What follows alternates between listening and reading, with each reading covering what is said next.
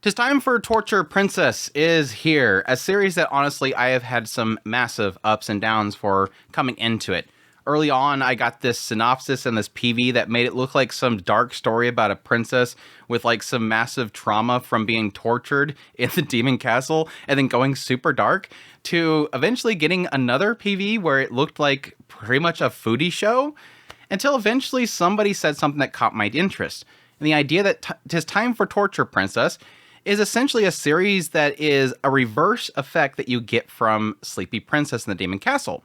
Now, for those who know, I loved Sleepy Princess in the Demon Castle. If you've not watched that series, it is hilarious. But essentially, the idea is that this is like a reverse of it, where in Sleepy Princess, it was the absurdity around the princess herself breaking out of her prison cell and going around and doing crazy stuff. Whereas this one's going to be more about the crazy people of the Demon Castle coming in to do things to the princess. But unfortunately, as I've watched the first few episodes of this series, it didn't really live up to any of that expectation.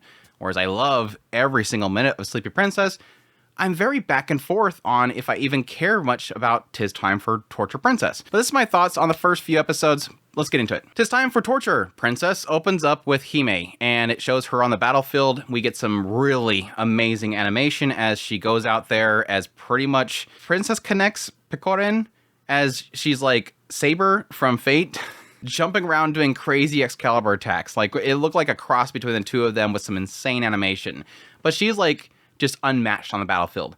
Well, for some reason, we don't really get an idea why, she gets captured. She gets thrown in a cell in the Demon Lord's castle. And what follows this is the Demon Lord wants them to torture her in order to get information about the kingdom from her. So they'll send in Tortura, who is their torturer. And she goes in there and essentially does different things to get Hime to divulge secrets, like a secret weapon, the queen's shoe size for some reason, and whatever information that she gets, she will then divulge that to the informant that will go to the Mao. Well, over time, it seems like this information is not really working out as much as they want, so they keep sending her in to get more information. And eventually we've gotten to the point later on where we've got the Demon Lord's daughter coming in there to try to torture, trying her skills and try to prove herself as a good torturer. Eventually they bring in like these two that are like gamers, and they have fun with Hime because we find out that Hime was actually like unable to go out and actually have fun with the normal kids. So she was kind of a shut-in that played video games. So she likes video games. She eventually goes to a festival, all this kind of stuff within her time being captured.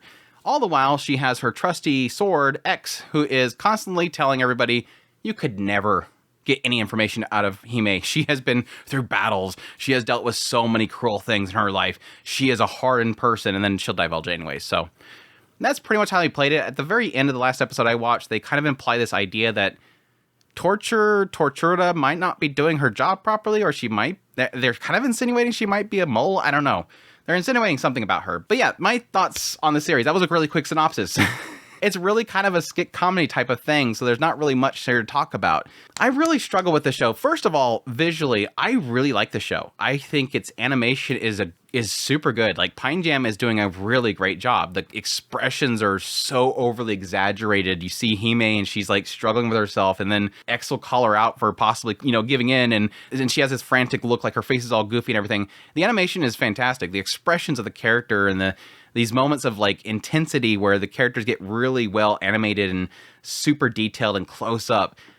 Hats off to Pine Jam. They are doing a great job with it. And like I mentioned earlier, the little shots that we get of Hime going out in the battlefield just look absolutely incredible. They kind of remind me of Princess Connect with the battle scenes in that whole series with just over the top animation. Animation aside, let's get into the cream of this show. What do I think of essentially this skit comedy? Because there's really no story to really talk about here.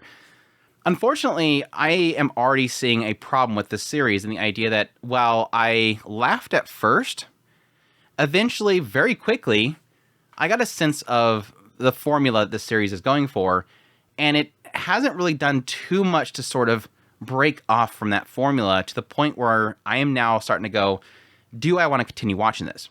It's kind of one of those series that after first few episodes, and I get that formula in my head, and it hasn't done enough to deviate from it, I'm suddenly not liking it. And like I said, I think Sleepy Princess is a apt comparison here, is with Sleepy Princess, it constantly was really kind of shifting the mold by having her go to different places, experience different characters. the influx of all these different types of characters and their chemistry is what really helped that keep its freshness, even though most of the show was technically designated to her cage. Now, yes, she got out of the cage most of the time, and I think that's what kind of helped it as well, her going to the different locations in the castle itself. But with Torture Princess, it's always in this room, most part. I mean, there's one moment where she gets to go out to the festival or the amusement park, but for the most part, it's in this cage. And the way that they kind of are trying to mix it up is by introducing different people to torture her. But the concept is sort of the same every single time. Let me lay it out for you. Essentially, somebody comes in the door. It's time for torture, princess. They come in the door. Immediately, there's like this stone face thing going on where everybody's like staring each other down. Then they will present the item. It's typically food. They will present that food and they'll go, here is this food.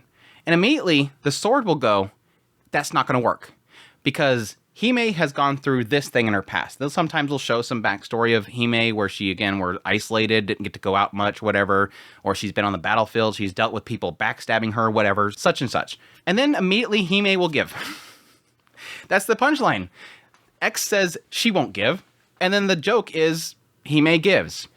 And then the follow-up joke is always, what information do they get out of Hime? And it's sometimes something really stupid, like the queen's shoe size. That's it. That's the joke. That is 'tis time for Torture Princess. I've given you the entire show.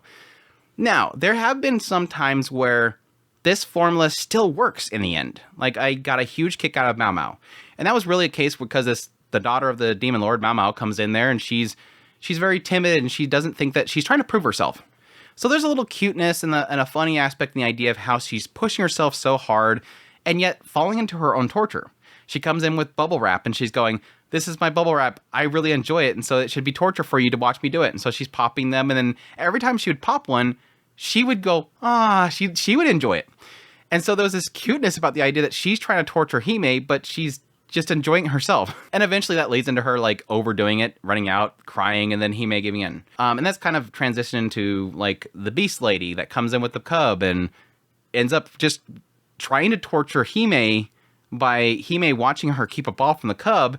The cub gets all upset, but then the Beast Lady ends up giving in before Hime does. It does do things now and then that kind of is funny, that catches me off guard, but for the most part, most of the time, it is Tortura coming in there, presenting a food, and then Hime immediately gives in.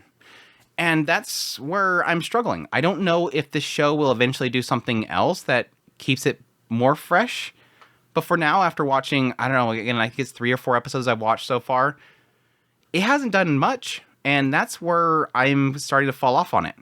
I'm not sure if it's a series that I'm going to be able to stick with for a long period of time if this is the shtick and they're not going to do enough to kind of deviate from that. But that's not to say that the show is bad. I think it does have quite a following. I think it does have enough here that I think a lot of people will still really enjoy it. I think the over-exaggerated expressions of the character, the over-the-top animation, and the character just flipping out and everything is super fun. Animation alone was a lot of my driving force to get through all these episodes so far, is just how well it's animated, the expressions of the characters, and how goofy they just look. I think, like I said earlier, the source material aside, and how I don't know if it's doing enough to mix up the formula, the studio's doing an incredible job. Like, they're doing a really good job, unless they're cutting content that's really funny. The studio themselves is doing an incredible job putting this together. It's just, I think the source material itself doesn't really have many legs. So, or enough legs. I don't know. Long enough legs. Anyways, that's my thoughts so far on 'Tis Time for Torture Princess. I hope you guys enjoyed this video. As always, if you did, make sure that like button down below, comment. Let me know what you think of the series so far if you're going to be checking it out. Additionally, if you're new to the channel, make sure that subscribe button so you get my content, adding news, reviews, first impressions, top list if it's anime, it's pretty much here. Additionally, if you want to support the channel more, I have a Patreon link, tips link, super thanks, membership button down below. Greatly appreciate what it does, and y'all take care.